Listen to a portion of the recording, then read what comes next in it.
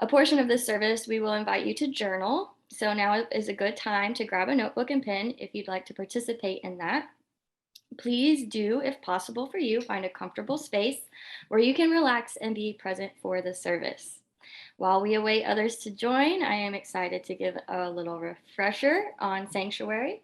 Sanctuary Church is a 508c1a faith based organization. We use psilocybin mushrooms as a sacrament to connect to divinity. If you, like many others throughout history, hold these mushrooms as a sacrament for sincere and intentional spiritual practice, you can head over to our membership page on sanctuary.org. Becoming a member is a 5-step process, which includes a discovery call with me. And after becoming a member, you'll gain access to our membership portal and members only events, including sacrament opportunities and our member only Telegram chat, which is a great place to connect throughout the week. Please do consider donating to Sanctuary. All donations currently go toward operational expenses, which includes helping us with securing a location for in-person Sunday services and group sacrament services. We have a great vision here at Sanctuary, which includes a community built on sustainability through permaculture and more accessible and frequent opportunities for services with our sacrament for members. These Sundays are a place we gather together as a currently small but growing community. Although we do not partake in the sacrament during these services, we find common ground together in our recognition that the mushroom has brought us together. For more information on our services with the sacrament currently available, you can reach out to me at info@sanctuary.com. The service portion of our gathering is around 30 minutes of silent participation on your part. Courtney and I will be facilitating the service today, and Eric will be leading the optional discussion afterwards, which will an hour and a half for, so until around noon. And we do invite you to participate if you feel called. We have 2 readings every Sunday. We will be moving through different texts time together. Right now, we are reading from the Tao Te Ching, which is our primary text, and the game of life and how to play it. We chose these readings because we feel they communicate the messages we often receive from our time spent with the mushroom, but in different ways. We'll also read from a poem, our Litany of Gratitude, which is read to acknowledge our oneness with all that is. And I will now begin our service. So if you'd like to get comfortable, thank you again for joining us. And if you're unable to stay after the service, we hope you have a great Sunday. So again, welcome. Thank you for joining our community and celebration. As we begin our statement of faith, we recognize that this statement does not exhaust the full extent of our faith. We believe that sacred mushrooms are the primary source of personal and divine revelation. We seek counsel from the mushroom to find direction and inspiration in our faith practice. And we believe that all individuals who seek true revelation from divinity can do so. And I will now pass it over to Courtney. Thank you, Athena. Welcome, everyone. Happy Sunday. I'm going to be leading about a 5-minute meditation. So please do get comfortable. You can wiggle out any extra energy that you may be feeling so you can really relax in whatever position that you're in. Start by closing your eyes. Take a few deep breaths in through your nose, out through your mouth.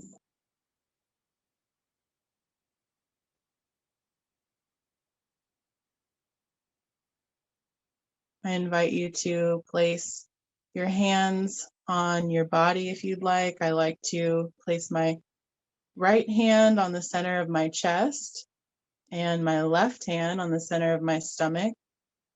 Kind of helps to get grounded.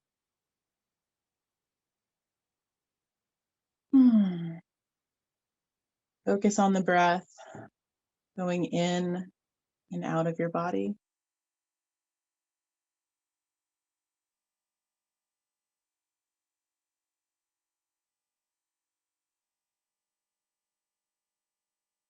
Just allow any thoughts, feelings, body sensations to come up.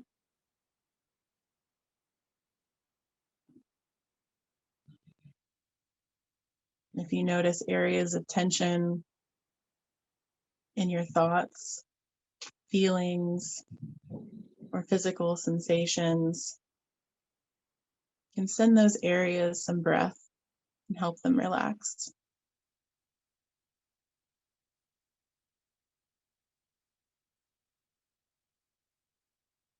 If they don't relax right away, that's okay. Just allow them to be exactly what they are without forcing or criticizing or even ignoring them. Just continue to breathe and allow yourself to relax.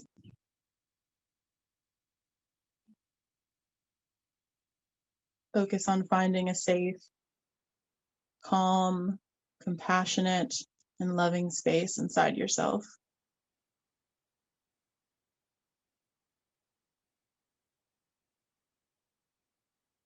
You don't have to be concerned with the entirety of yourself feeling safe, calm, compassionate, or loving.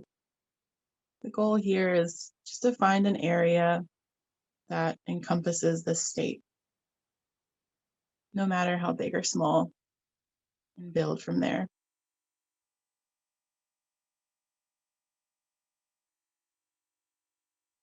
Connect with this space of safe, calm, compassion, and love. Some like to envision this space as a ball of light in the center of their body.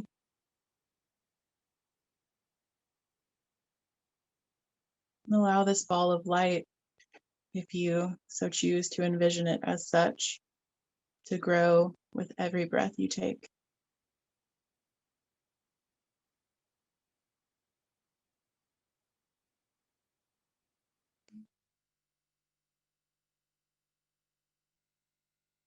From this space, allow this ball of light to reach out to your internal world.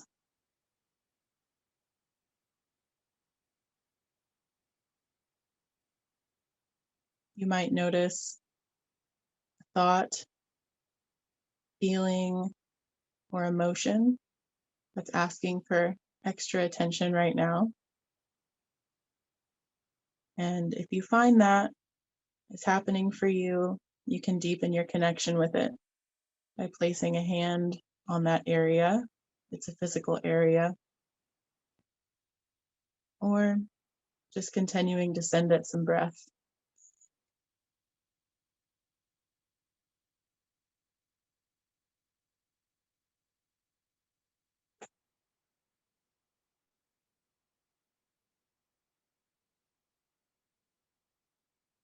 This is a space where you can hold space for anything that's coming up within yourself to communicate and connect with you.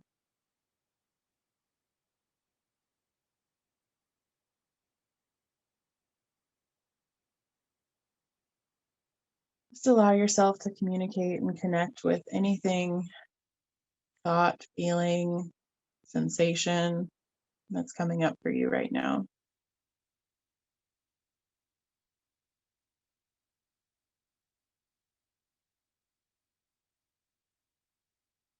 Some people are highly visual and see these thoughts, feelings, sensations represented as characters or entities of sorts. Some people feel them more, and some hear them audibly. Sometimes these things coming up just show up as thoughts. Maybe even a combination of all these things. Just remember there's no right or wrong way to drop in and connect with yourself. It's unique and entirely your own.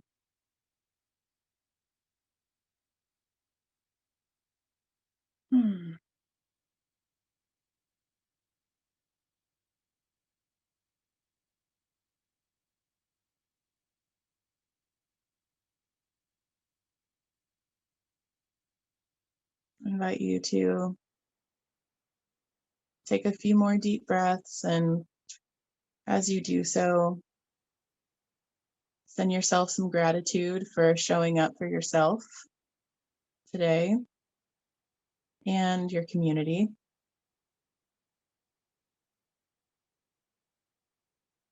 And I invite you to send some gratitude to any parts of yourself that also showed up today.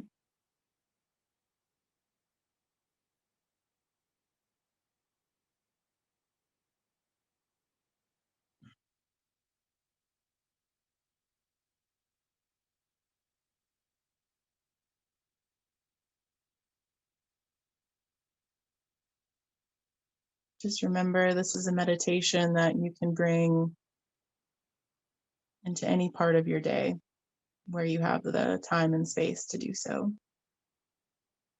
Take one more deep breath and start to wiggle your toes and your fingers and rotate your hands a little bit, and your head. Whenever you're ready, you can open your eyes and come back into the service with us.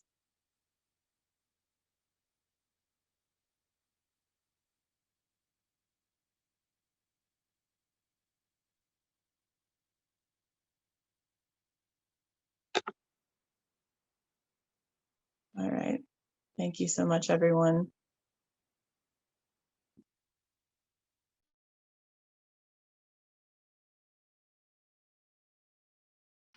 All right, I'll invite Nancy to help us with our first reading.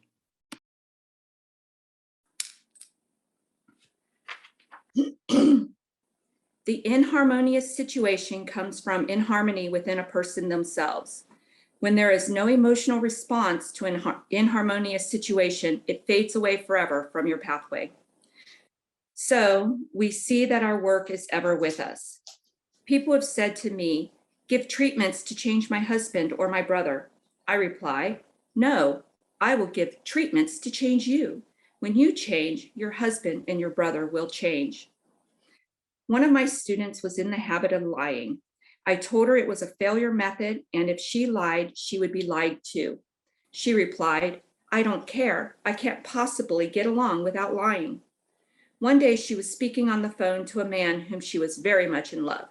She turned to me and said, "I don't trust him. I know he's lying to me." I replied, "Well, you lie to yourself. So someone has to lie to you, and you will be sure it will be just the person you want the truth from." Sometime after that, I saw her and she said, "I'm cured of lying." I questioned, "What cured you?" She replied, "I've been living with a woman who lied worse than I did." One is often cured of their faults by seeing them in others. Life is a mirror, and we find only ourselves reflected in our associates. Living in the past is a failure method and a violation of spiritual law. The robbers of time are the past and the future. We should bless the past and forget it if it keeps us in bondage, and bless the future, knowing it has store for us endless joys, but live fully in the now. Let us live suspended in the moment, be spiritually alert, ever awaiting leaves, taking advantage of every opportunity. One day I said continually, silently, "Infinite Spirit, don't let me miss a trick." And something very important was told to me that evening. My silent utterings were actually harmful. It is most necessary to speak right words. Make an affirmation immediately upon waking. For example, "Thy will be done this day. Today is a day of completion. I give thanks for this perfect day. Miracle shall follow miracle, and wonders will never cease." Make this a habit, and you will see wonders and miracles come into your life. In the following chapter, I will give affirmations that I have found most effective. However, one should never use an affirmation unless it is absolutely satisfying and convincing. We must speak our affirmations from a place of consciousness, and often an affirmation is changed to suit different people. For example, the following has brought success to many. "I have wonderful work in a wonderful way. I give wonderful service for wonderful pay." I gave the first two lines to one of my students, and she added the last two. It made a most powerful statement, as there should always be perfect payment for perfect service, and a rhyme sinks easily into the subconscious. She went about singing it aloud and soon received wonderful work in a wonderful way and gave wonderful service for wonderful pay. Every affirmation must be carefully worded and completely cover the ground. It is every person's divine right to have plenty, more than enough. Your barns should be full and your crops should flow over. This is God's idea for us, and when we break down the barriers of lack in our own consciousness, the golden age will be ours and every righteous desire of our hearts fulfilled.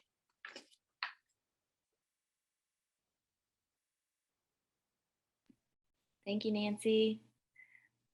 We will now begin our litany of gratitude, and I invite you to unmute your mics and join me in saying, "We live in all things live in us." I'll give you a moment to do that. We'll come together.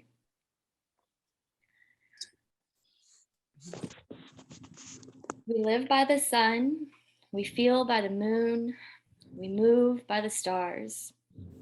We live in all things. and All things live in us.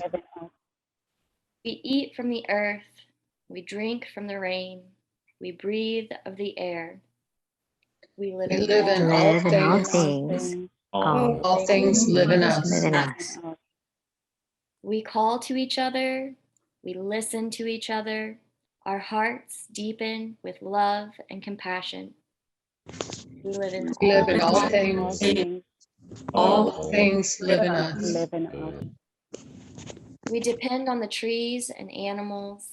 We depend on the earth. Our minds open with wisdom and insight. We live in all things. All things live in us. We dedicate our practice to others. We include all forms of life. We celebrate the joy of living and dying. We live in all things. All things live in us. We are full of life. We are full of death. We are grateful for all beings and companions. Thank you, everyone. If you don't mind muting yourselves. I invite Ellie to do our second reading today. Morning, everyone. This is chapter 29 of the Tao Te Ching. Does anyone want to take the world and do what he wants with it? I do not see how he can succeed. The world is a sacred vessel which must not be tampered with or grabbed after. To tamper with it is to spoil it, and to grasp it is to lose it. In fact, for all things, there is a time for going ahead and a time for following behind, a time for slow breathing and a time for fast breathing, a time to grow in strength and a time to decay, a time to be up and a time to be down. Therefore, the sage avoids all extremes, excesses, and extravagances. Thank you, Ellie. So if you have your journal nearby, or if you'd like to just take a moment in your mind's eye to reflect on our readings today, we do have a couple prompts. The first being, expand on this statement from the reading. Life is a mirror, and we find only ourselves reflected in our associates. Do you agree or disagree? Why or why not? The second, do you have an affirmation that you use regularly in your life? If so, write it down. Perhaps perfect the language. If not, draft an affirmation that could be helpful in achieving your goals or manifesting an ideal life.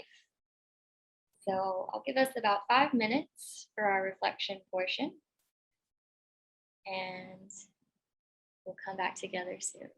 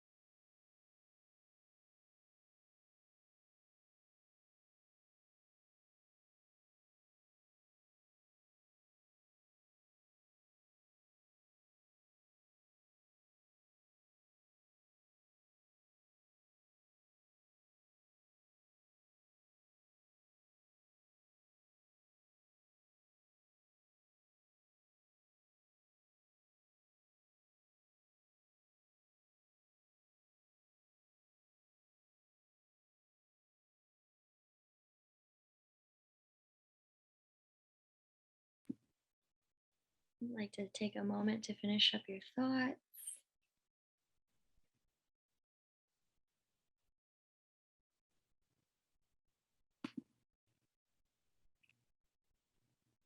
We'll close out our service today, recognizing we've come together with intentions of service to the land and all its inhabitants.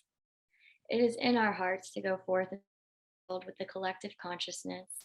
We encourage you to stay for continued fellowship and conversation around our readings today. And for those unable to stay, we thank you for being with us.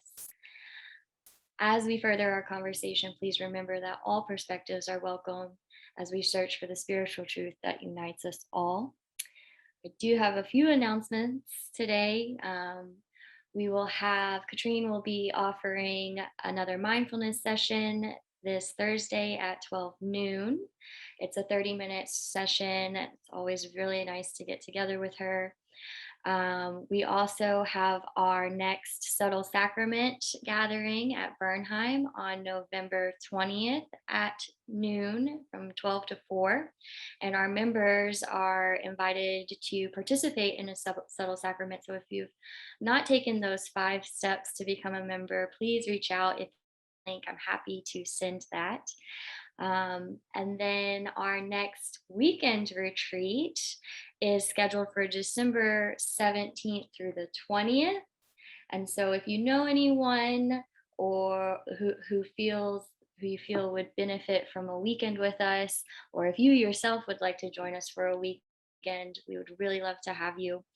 If there is anything you'd like to contribute to our community, please reach out to me and we can schedule something on our calendar to offer as an offering for our members. And yeah, I think that's it. So thank you all for joining us today. And I will pass this on to Eric